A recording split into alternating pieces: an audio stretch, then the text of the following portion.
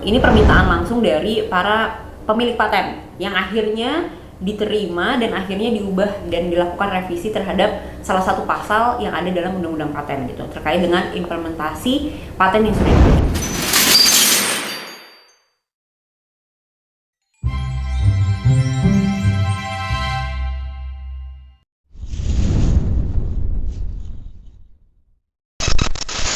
Baik partners, kembali lagi dalam diskusi kami mengenai UU Cipta Kerja dan UU Paten.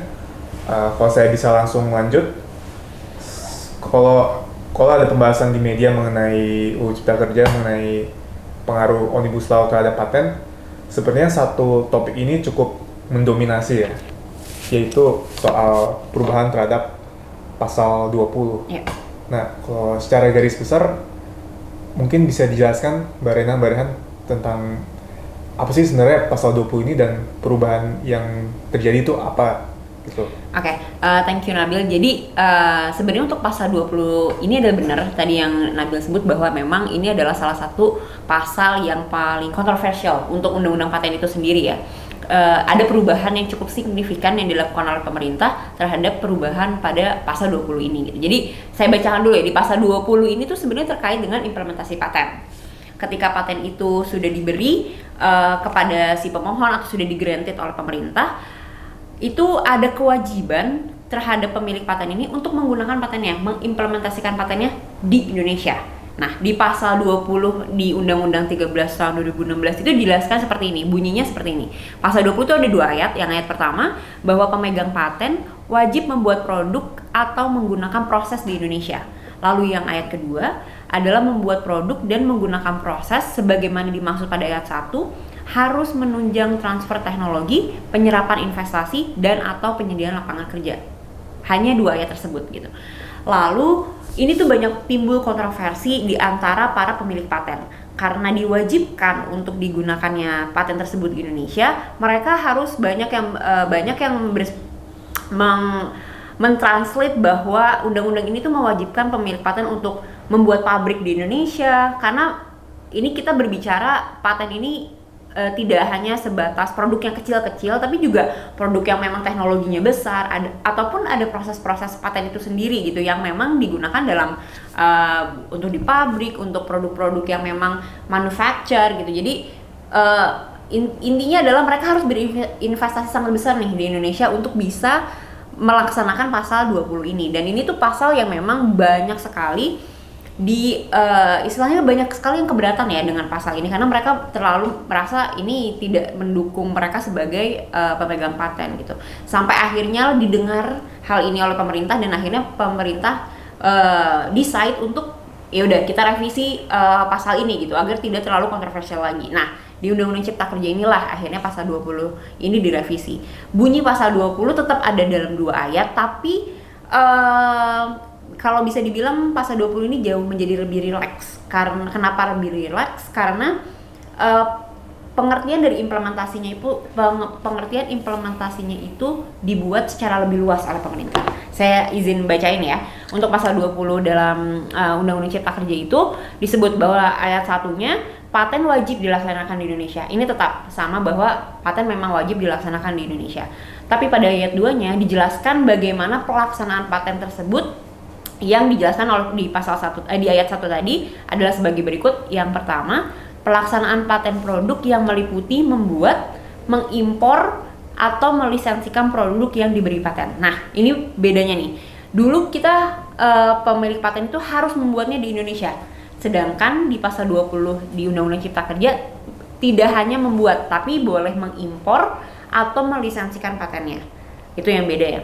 Yang huruf B dijelaskan pelaksanaan paten proses yang meliputi membuat, melisensikan atau mengimpor produk yang dihasilkan dari proses yang diberi paten. Jadi sama bahwa ada kata dapat untuk melisensikan atau mengimpor produk tersebut gitu yang memang merupakan hasil dari proses paten yang sudah di-granted.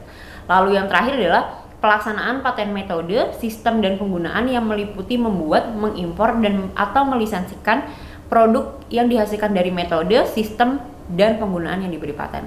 Nah, itu juga sama. Jadi ada penambahan kata ya Mbak Rina ya di sini, yaitu untuk mengimpor dan bisa melisensikan. Nah, ini dua term ini tidak digunakan dalam pasal 20 di undang-undang sebelumnya gitu. Yang membuat ini sangat signifikan berbeda karena para pemilik paten nggak harus lagi gitu buat langsung exact di Indonesia, tapi mereka bisa untuk melakukan impor dan juga melisensikan produk maupun prosesnya di Indonesia gitu. Jadi jauh lebih rileks, makanya tadi saya bilang rileks karena implementasinya nggak semata-mata hanya harus dibuat, tapi bentuknya bisa berbeda seperti itu. Oke, baik. Terima kasih Mbak Rehan atas penjelasannya yang sangat komprehensif itu. Kalau saya memberi tanggapan ya, mungkin ini sebagai perwakilan kepada mungkin pihak-pihak yang mempertanyakan lah artikel pasal 20 ini. Kalau menurut Mbak Rehan kan tadi sudah dijelaskan ya bagaimana pasal ini tujuannya adalah untuk mempermudah pemilik paten. Tapi bagaimana perubahan terhadap pasal 20 ini bisa menguntungkan untuk Indonesia gitu Mbak? Oke. Iya, itu pertanyaan yang bagus juga ya. Apa sih sebenarnya? Karena kan sebenarnya pasal 20 ini memang tujuannya biar ada transfer teknologi dari pasal yang tadi saya sebutkan di Undang-Undang Nomor 13 Tahun 2016, memang tujuannya biar Indonesia nih istilahnya nggak cuma didaftarin aja, tapi teknologi tersebut juga bisa kita rasakan gitu ya di Indonesia. Nah, hal ini sebenarnya masih bisa kita rasakan di Indonesia ya. Karena karena sebenarnya dengan memperluas definisi dari implementasi itu sendiri, sebenarnya pemerintah atau Indonesia tuh bisa merasakan dari gak hanya orang harus membuat di Indonesia, tapi juga akan ada kerjasama. Karena di sini tadi disebut ada lisensi ya. Jadi perusahaan Indonesia yang ada di sini bisa melisensikan paten-paten yang memang sudah digranted yang milik orang-orang ataupun perusahaan-perusahaan dari luar negeri yang mereka tuh nggak bisa sebenarnya punya di Indonesia gitu. Mereka tidak punya pabriknya atau mungkin mereka tidak memiliki resource-nya yang mereka bisa lakukan di Indonesia, tapi perusahaan-perusahaan Indonesia misalnya sudah memiliki resource-nya gitu dan mereka bisa melisensikan patennya. Jadi ada kerjasama yang terjalin gitu dari perusahaan di Indonesia dengan perusahaan-perusahaan di luar negeri. Lalu juga selain itu mereka ada aktivitas impor bisa meningkat juga dengan gimana caranya perusahaan-perusahaan luar negeri bisa mengimpor produk-produk itu Indonesia. Dan saya yakin kalau misalnya memang hal ini memang benar-benar dilaksanakan, aktivitas impor di Indonesia pun akan meningkat gitu. Jadi banyak sekali keuntungan sebenarnya bisa didapatkan nih dari memperluas definisi pelaksanaan paten di Indonesia gitu. Jadi kalau dari saya sendiri sih ini juga salah satu hal yang sebenarnya tidak hanya mempermudah pemilik paten untuk implementasi patennya di Indonesia, tapi juga kita mendapatkan keuntungan dari pemerintah melakukan perluasan definisi pelaksanaan paten itu sendiri gitu, Bill. Jadi Mbak Rehan merasa in the long run pada akhirnya ini perubahan terhadap pasal 20 ini net positif gitu. Yes, betul sekali. Kan UU Cipta Kerja ini diundang-undangkannya kan belum lama ya, belum sampai setahun. Tapi sejauh ini terutama untuk pasal 20 apakah pengaruhnya udah bisa dirasakan di lapangan? Nah, untuk dari kita nih ambadar-ambadar sendiri, untuk klien-klien kita, kebetulan memang klien-klien kita banyak yang sudah mendaftarkan patennya dan khususnya perusahaan-perusahaan dari luar negeri. Yang kita rasakan sendiri sih sudah lumayan ada pengaruh ya. Pengaruhnya itu adalah khususnya dari lisensi.